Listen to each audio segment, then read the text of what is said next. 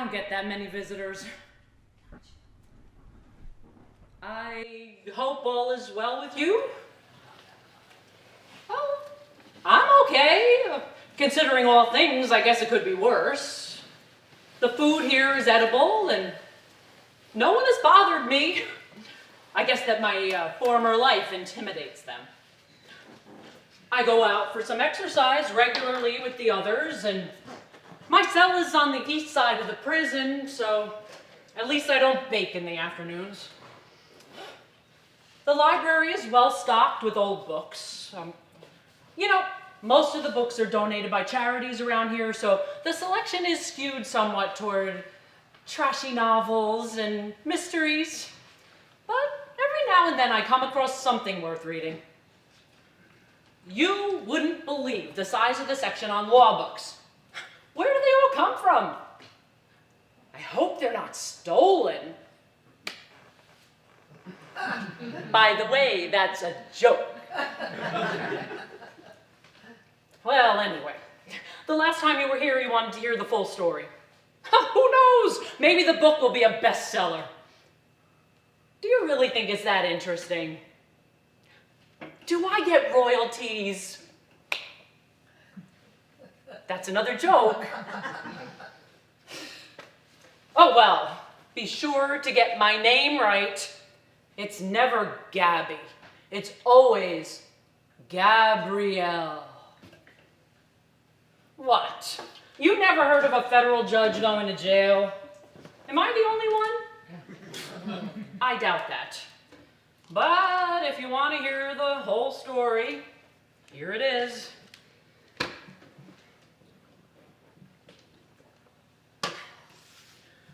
I was born in New York in June of 1963 to Richard and Louise Longy. That's Longy with a G at the end, not that stupid long or longy. It's French. My grandfather was French, from Paris. He was a lawyer and a judge there. Oh, he was obsessive about fighting anti-Semitism in France, and he made a lot of enemies. Well, he fell in love with an American singer, and after a lightning 2-week courtship, they married and moved from Paris to New York. He was lucky because right after that, the Nazis came, and he might not have made it out, being a Jew and an outspoken one at that. Although I never knew my grandfather, I have been told that the marriage was a stormy one. It seems that soon after the move to New York, he grew contemptuous of his wife, feeling that she was not up to his intellectual standards. I guess compulsions and obsessions run in the family because he went back to Paris during the occupation. His wife tried to stop him, but he went anyway. He wanted to do something to protect Jews there, and that was the last anyone ever heard of him. Anyway, soon after came my dad, who also became a lawyer and a judge, and married an artist.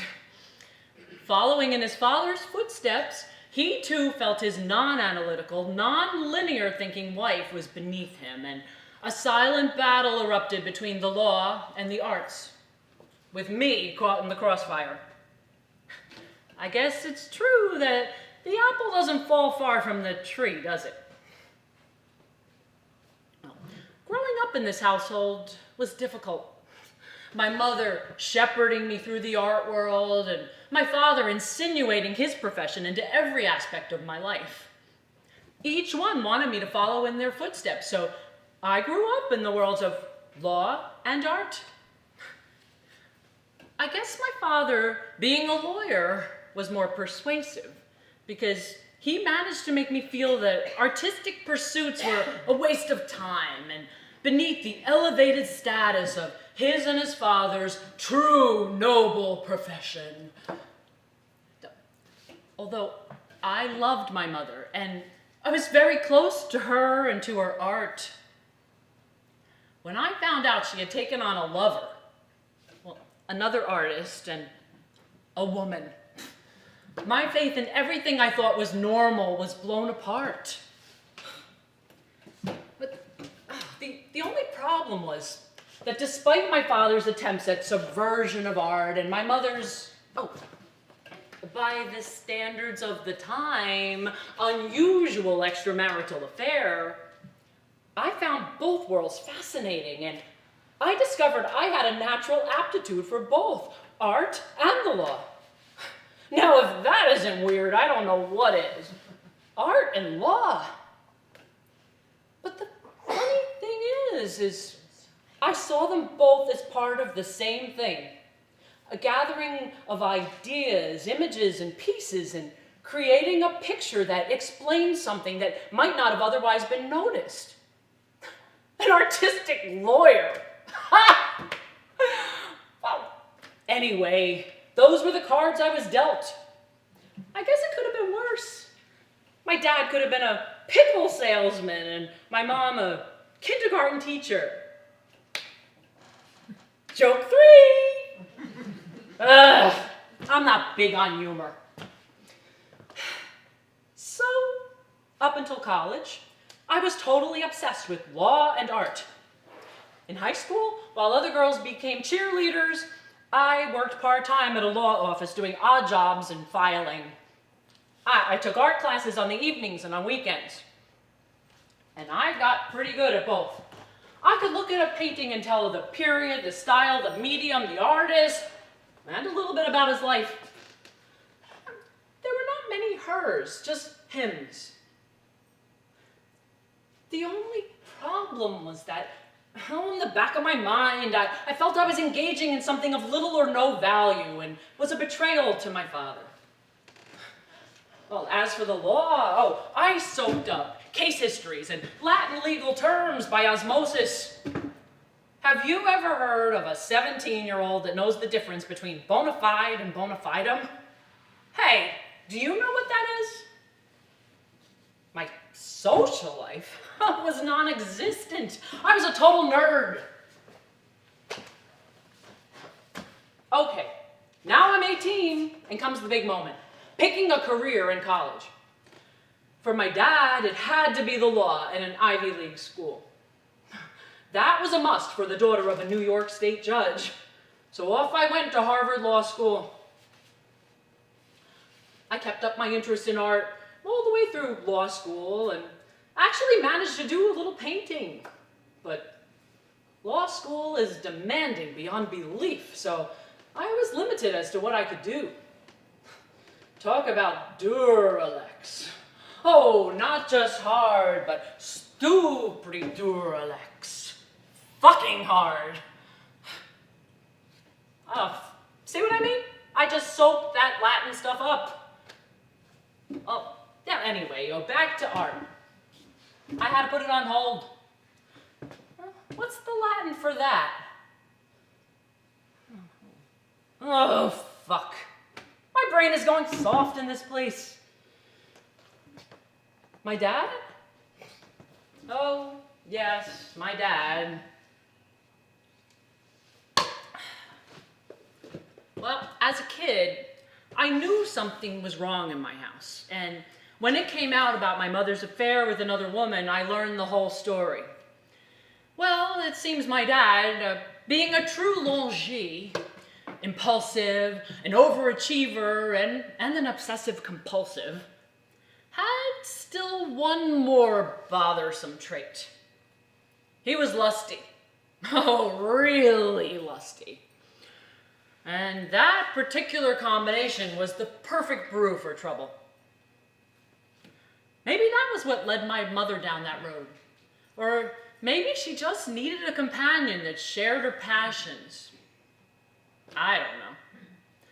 But he had any number of flings, which my mom would usually find out about and put her foot down on. Oh, and remember, as an artist, she had a very artistic temperament, and when she put her foot down, it was usually on somebody's neck. Oh, and she would wear heels just to drive the point home. That's another joke. Well, That would usually be enough to keep my dad, his neck, and his dick in check. At least until Gloria came along. Gloria. Gloria was my dad's legal secretary. I have no idea what the attraction was. My mother was much better looking and far more interesting. I always thought their sex life was okay, but maybe it was not as it appeared to me. Anyway, Gloria, she who gives good dictation, as I would refer to her, had my dad captivated. Totally and unreasonably captivated. One day, without any warning signs, he just up and disappeared. With Gloria, of course. The two of them just dropped off the face of the earth. You know, when I think back on it, they must have been planning it for a long time.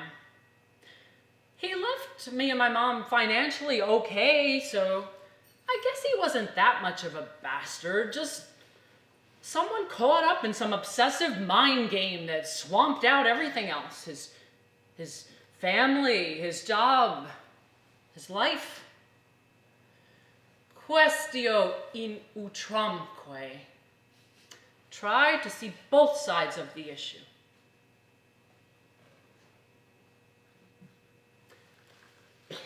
But my mom couldn't. So soon after he left, I get this call from the NYPD. My mom OD'd on sleeping pills. Okay, it was bad, but was it really that bad? I mean, she knew who my dad was when she married him. I mean, hell, even I knew who he was, and I was just a kid. Gloria. If ever there was a name for obsessive, destructive behavior, it's Gloria.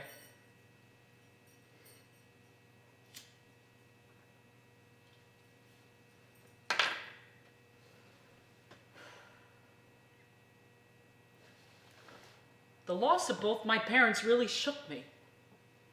My dad was my driving force, and my mom was my refuge.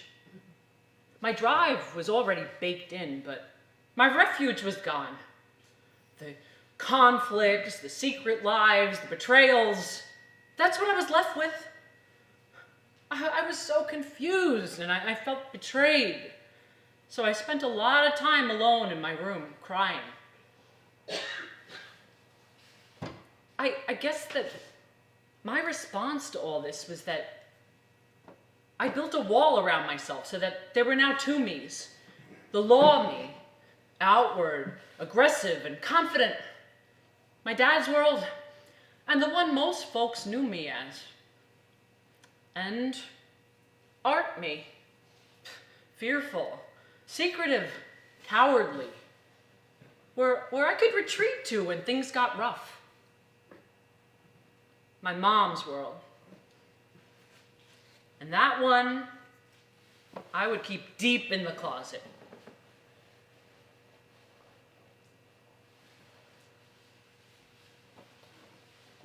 But life has a way of moving on, and following the footsteps of earlier, obsessive, overachieving Longis, I graduated law school summa cum laude and first in my class. I got a job at a white shoe firm in Manhattan, worked 90 hours a week, and made a lot of money. But I just couldn't turn off work. I was completely obsessed by it. Life was good. I had a great job, lots of money, and a really nice apartment overlooking Central Park. Along the way, I picked up a few boyfriends. And yes, some girlfriends. I guess that's another of my now not so little secrets. But nothing held a candle to work. Well, that is, except art. And now that I had a few bucks in my pocket, I started collecting. Well, painting was out because of time, but collecting, which I did have time for, was just like the law. There was order, beauty, and the emotional reward of possession. I could actually buy some real art, and I knew just what that was. I also knew who had what and what it was worth. You know, my art collection was modest as they go, but it was mine. It's all mine. I had one room in my apartment that was my art gallery. I had nothing in it but pictures, a stereo, and one chair. No one was allowed to enter my private world of art. No boyfriends, no girlfriends, no one, just me. The door to that room was always locked. When work became too much, I would just go sit in my little art museum and visit all the places in the paintings. I could see them just as they were when they were painted. I could disappear.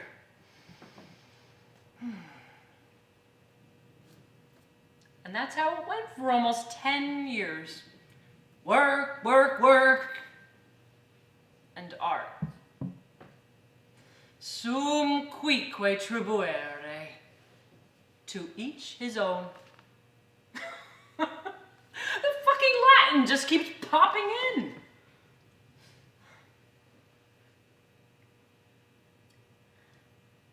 And then it happened. I discovered that justitia nemini neganda est. Justice is to be denied to no one. It's just some abstract concept with no practical application.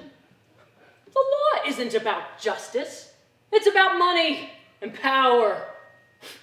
Pretty dumb of me, right? Right.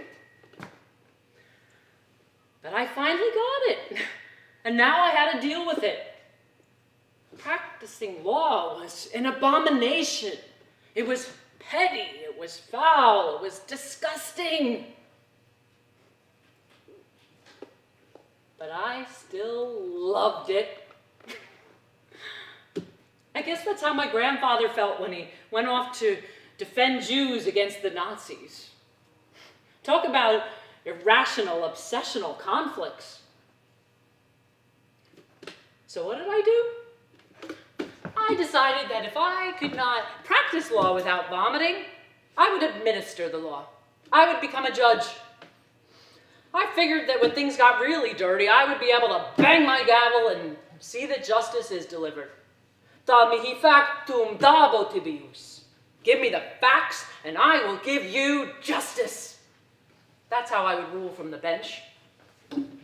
So, I quit the white shoes and went to clerk for Judge Thomas Ringley at the New York Supreme Court. Did that work? Well, it was better than lawyering since I no longer had to deal in the dirt.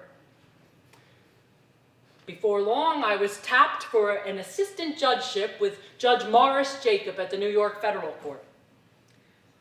1 year later, I became the chief judge when Judge Jacob met his chief judge.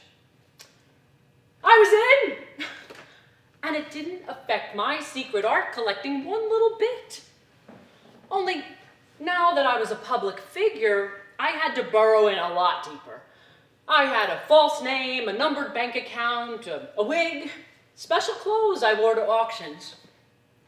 I never attended showings or openings, so too many eyes and cameras. I was the woman in black. Except that I didn't wear black. My sex life? Is that what you asked me? What the fuck business is that of yours?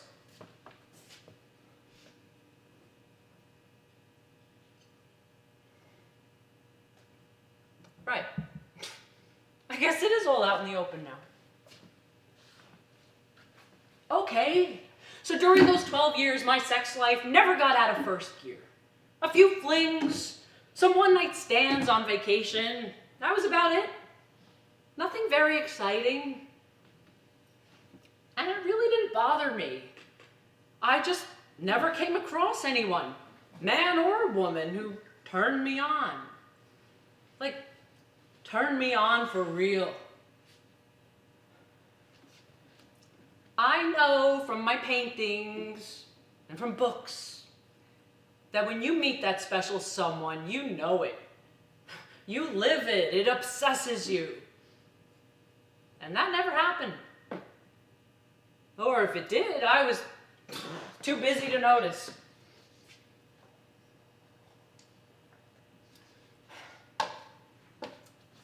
It was just one of those quirks of fate that I had to preside over an art theft trial involving the FBI. Well, since I knew art, and remember, no one knew that. They thought I was some kind of wunderkind.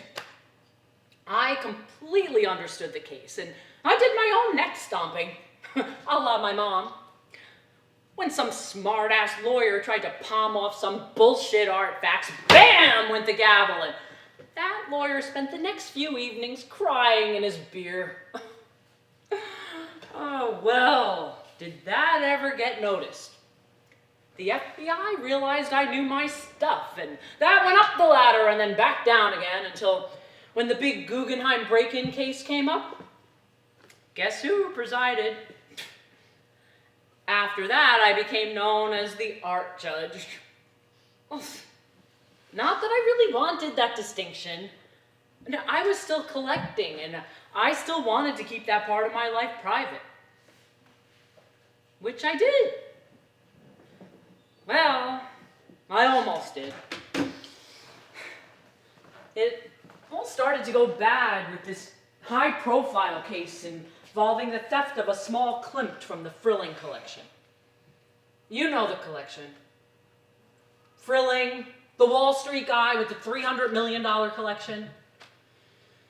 Well, it seems that one of his Klimts, the Silver Girl, disappeared off his wall 2 days after a charity ball he gave at his penthouse in Manhattan.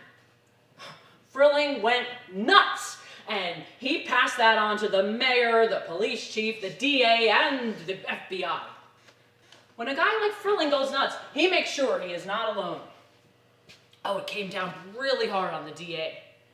I guess the mayor used the incident to exact revenge on him for some past political misdeed. Anyway, the DA fixated on this case, and the longer it dragged on, the more he fixated. Now, to me, the Silver Girl has always been more of a myth than a real painting. It is one of my favorites. The Silver Girl is one of Klimt's best. The image of the girl is there and then not there. It's a miracle in paint. When you see her, your eyes become fixed on her. Blink, she's gone. Heist of Klimt's Silver Girl. Wow.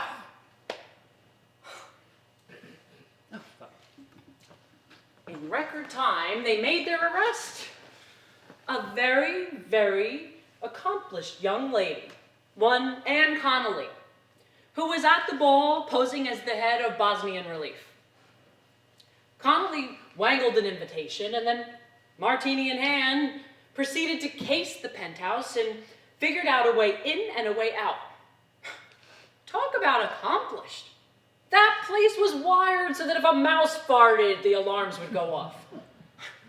In short order, they discovered she was an imposter. She was also an art expert and a very, very skilled burglar. Then they discovered that her dad was the guy that did the 6 Wyeth paintings in Maine. Connolly wouldn't talk and adamantly denied being the thief, and they had no real evidence to support their suspicions. Okay, so her dad was an art thief, and she faked her way into the ball. So what? It seems that the surveillance cameras mysteriously failed the night of the robbery, and the paintings were nowhere to be found, so they had to release her. They had nothing. For 2 years, the investigation dragged on until Connolly's apartment had a fire in it, just when she was away on vacation. By coincidence, the DA just happened to be there when the fire department and the police broke in to put it out. So there he was on the evening news that night, the DA looking very serious and imposing, explaining to the citizens of our fair city how he, our crime-busting DA, single-handedly found the evidence that positively linked Connolly to the theft.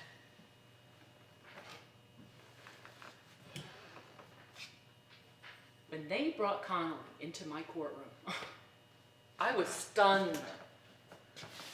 I have never seen such an attractive woman in all my life. She had a magic quality. She was Klimt's Judith come to life. She oozed confidence and defiance. Oh, but not in an aggressive way. More in a way that made you want to believe her. It was her eyes, or maybe her smile. Whatever it was more than magnetic. It was irresistibly seductive. She wore a dark suit that made the most of her features. Oh, and she had some really nice features, if you know what I mean. Talk about confusion. But I was the judge, and I had to administer the law. Tami factum dabo tibius. That was the rule in my courtroom. No nonsense, no bullshit, no personalities, just justice. And that's what I wanted to do. Except that I couldn't take my eyes off of her. And from the way that she looked at me, I knew that she knew that she had me. I knew it right away. She was my Gloria, my self-destructive obsession.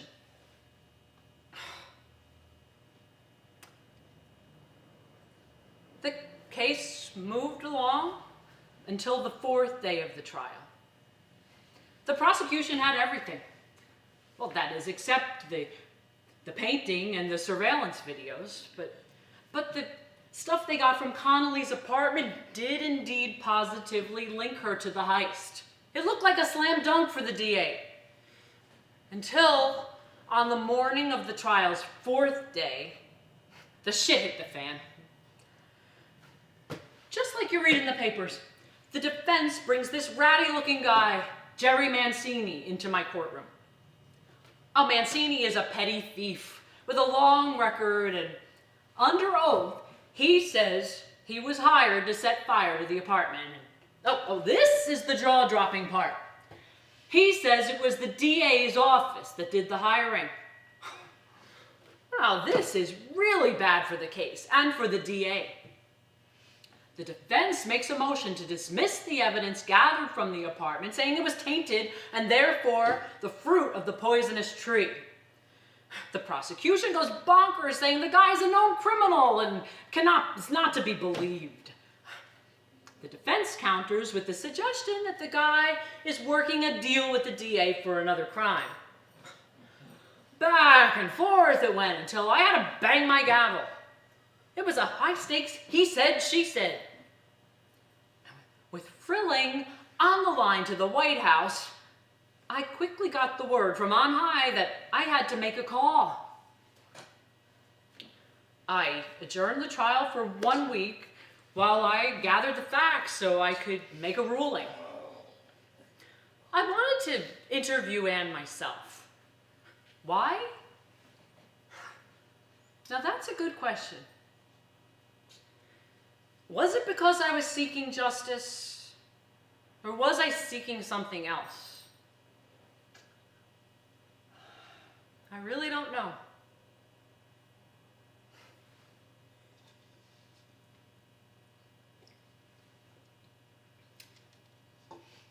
I got to spend 2 hours alone with Connolly. Up to then, I had only seen her from the bench. Up close, she looked... Well, it wasn't just how she looked, it was her presence that got to me. We talked about many things as a way of opening her up.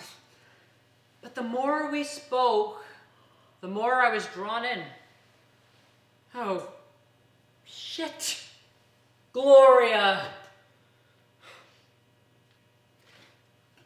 I spent much of the rest of the week in my art gallery refuge thinking about the case. And about Anne. I requested another meeting, and she and I again talked for several hours.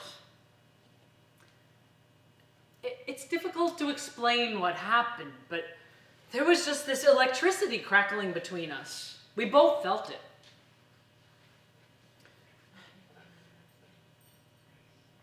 When court reconvened, I issued my ruling to disallow the evidence. The defense requested dismissal. The prosecution protested, and without the tainted evidence, there was no case, so I had no choice but to dismiss all charges. Anne was free, and the DA resigned, saying he had to spend more time with his family. And that should have been the end of the story. But it was not.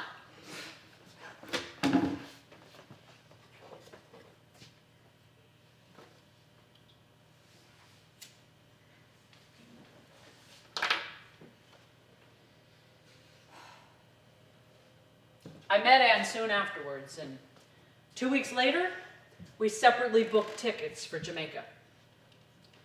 Her attraction to me mirrored my attraction to her. Those 2 weeks in Jamaica with Anne were the best 2 weeks of my life. Just the two of us, in the sun and in the water and at night.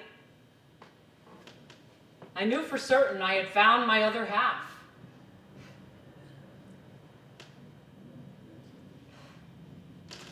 Six weeks later, she was living in my apartment. 6 months later, she was living in my apartment. Unlike my dad, I had the girl, the job, and the life.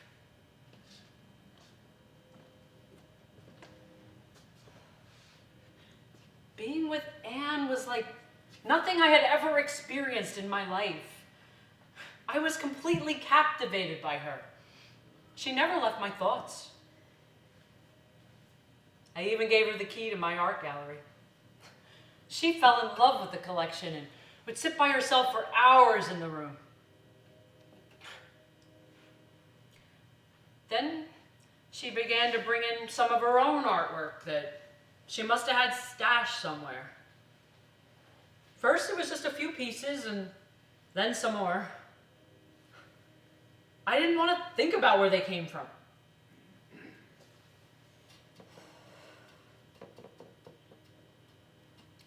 And then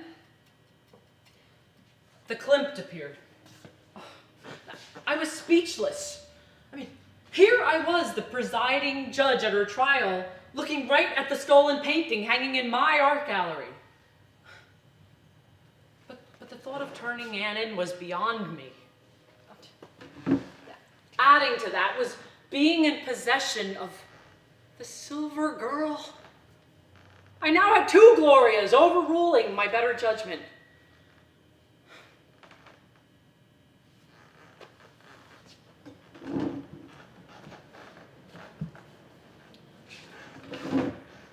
For the next 6 months, all was going well with Anne and me, except that she was growing increasingly depressed. Since she couldn't be seen in public with me, and her entries and exits from my apartment had to be carefully managed, she felt suffocated. We talked about it, but there wasn't really anything we could do except run off to some island and disappear forever, like my dad. And that was something I was definitely not going to do. Anne's life had collapsed down to next to nothing. She started drinking and doing drugs. I begged her to stop, but she was on this downward spiral.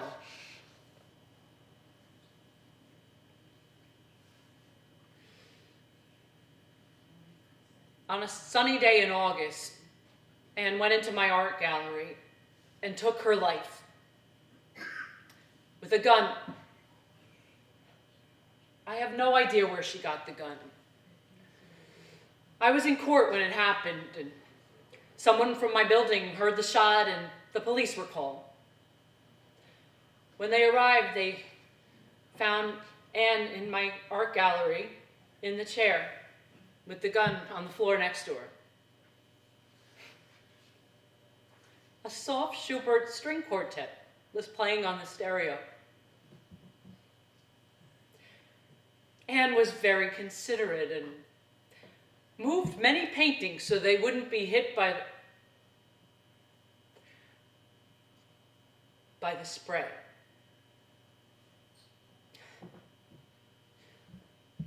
What the police also found was the long missing Klimt. It was hanging in the most prominent spot in the room. 1 hour later, I was arrested. In my own courtroom.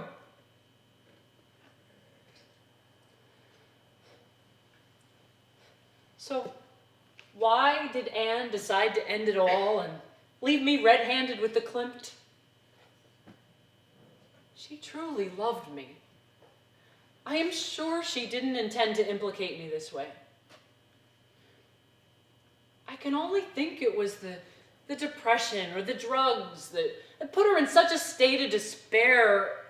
She simply wanted to leave this world looking at the most beautiful thing in her life.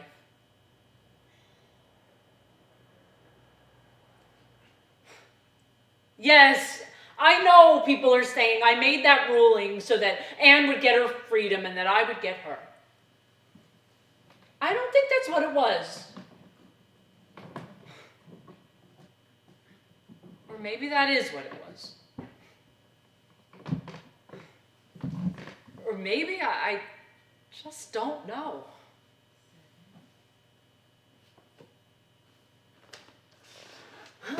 That's it. Hey, maybe the name of the book should be Gloria.